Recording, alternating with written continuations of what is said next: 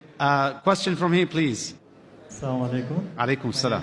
My name is Mohan. I am working for National Paints. Okay. My question is, the Holy Quran is from God. How can you prove it? All right. Thank you. Brother asked me the question that how can you prove that the glorious Quran is from Almighty God? Brother, I've given a lecture, Is the Quran God's Word? Which is about approximately 2 hours lecture. For the question and answer session for another 1.5 to 2 hours. We don't intend doing here. But surely I would ask one of the volunteers to give you that DVD, Is the Quran God's Word? Because even if I have to give in short, the answer will take it at least 15-20 minutes. Not that I'm running away from the answer. Okay, fine. At least in a few minutes, I'll just try. The time is short, that is the only thing. Suppose and ask this question to an atheist and even to a person who does not believe in the Quran, that suppose there is an object which is given to you who no one in the world has ever seen before and is brought in front of you and ask the question, who will be the first person who will be able to tell you the mechanism of this object who no one in the world has seen? As I'm asking the question, suppose there is something which is brought in front of you. There is an equipment who no one in the world has seen before, and if I ask you the question, who will be the first person who will tell you the mechanism of this new object? Who? Creator, very good. Some will say creator, some will say manufacturer, some will say producer, some will say inventor. Whatever it is, keep it in your mind. Now I ask you the next question. That's how did our universe come into existence? The person who has knowledge will tell us that first our universe was one primary nebula. Then there was a secondary separation, then the Big Bang, which gave rise to galaxies, the stars, the sun, and the planet Earth on which we live. When did you come to know? He will tell you we came to know about 35 years back, 40 years back, Big Bang. Now this thing is mentioned in the Quran 1400 years ago in Surah Anbiya, chapter number 21, verse number 30, where it's mentioned, Avalam yaral lazina kafru. Do not the unbelievers see, Anna samawati wal arda, kanat ratkan fasaknahuma, that the heaven and the earth were joined together and we clove them asunder. This Big Bang we're talking about is mentioned in the Quran in a nutshell 1400 years ago. Some will say, maybe it's a fluke. No problem, don't argue with it. I ask the next question. What is the shape of the earth? So the person will tell me that the shape of the earth is spherical. When I ask the question, when did you come to know?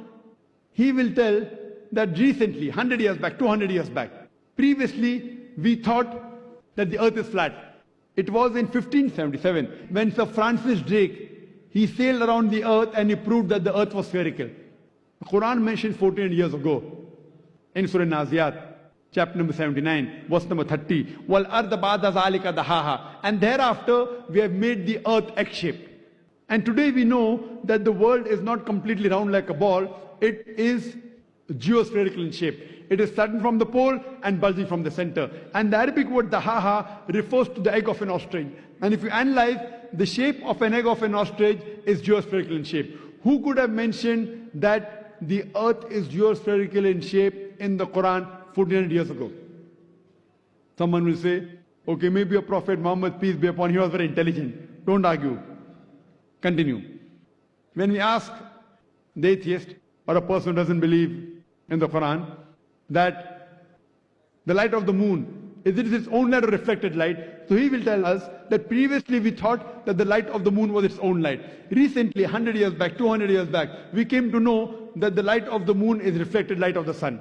The Quran mentions in Surah Furqan, chapter 25, verse 61, that the light of the moon is borrowed light.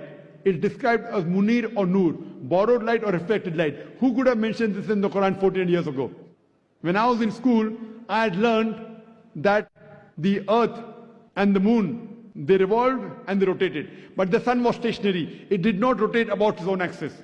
Quran mentions in Surah Anbiya, chapter 21, verse number 33, Huwa alladhi khalaqa al-layla wan-nahara. It is Allah who has created the night and the day. Wash-shamsa wal-qamar, the sun and the moon. Kullun fi falaki yasbahun. Each one traveling in orbit with its own motion. The Quran says the sun and the moon, besides revolving, they are also rotating about their own axis. Today we have come to know that the sun takes approximately 25 days to complete one rotation. Who could have mentioned this in the Quran 1400 years ago, that the sun rotates about its own axis? Furthermore, Recently we came to know that the universe is expanding. It was Edwin Hubble who mentioned this. Quran mentions 14 years ago in Surah Dariyat, chapter 51, verse 47, that the universe is expanding. The Quran speaks about the water cycle in great detail in several places. The water evaporates from the ocean, rises up, forms into clouds, moves into the interior, falls down the red, in several places. In Surah Az-Zumur, chapter 39, verse 21. In Surah Mu'minun, chapter 23, verse number 18. In Surah Rum, chapter number 30, verse 24. In Surah Hijr, chapter 15, verse 22. In Surah Nur, chapter 24, verse 43. I can go on and quoting only the references of the water cycle in the Quran. Who could have mentioned this? We came to know recently in our school, we are taught that Bernard Palissy was the first person who described the water cycle in 1580, which is mentioned in the Quran 14 years ago. Who could have mentioned this earlier? Now there'll be a big pause. I can go on. We did not know that the plants have sexes. Quran mentions 14 years ago in Surah Taha, chapter 20, verse 53, that the plants have sexes, male and female. Recently we have come to know that the two types of water, salt and sweet, and there is a barrier between them which cannot be trespassed. It's mentioned in the Quran in Surah Rahman, chapter 55, verse number 19 and 20. It's also mentioned in Surah Furqan, chapter 25, verse 53 about the same thing. The Quran speaks about embryology. The Quran speaks about medicine. The Quran speaks about genetics. I can go on and give a lecture of ours together. Who could have mentioned this 14 years ago? Brother, who could have mentioned that? What's the answer? Who? Creator, manufacturer, inventor, producer. This creator, this manufacturer, this inventor, we Muslims call as Allah, which you call as God.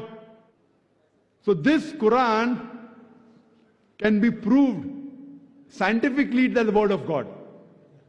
Because Quran, the word of God, is far superior to science. Today, science is the yardstick for many of them. I'm not trying to take the help of science.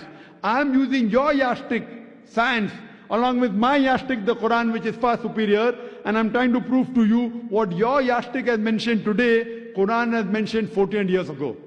So with the help of your yardstick, the science, I'm trying to prove to the non-Muslims that the Quran is the last and final revelation of Almighty God, who we call as Allah. For more details, refer to my video cassette, Is the Quran God's Word?, in which various ways I've proved that Quran is the word of God. Hope that answers the question. Thank you so much.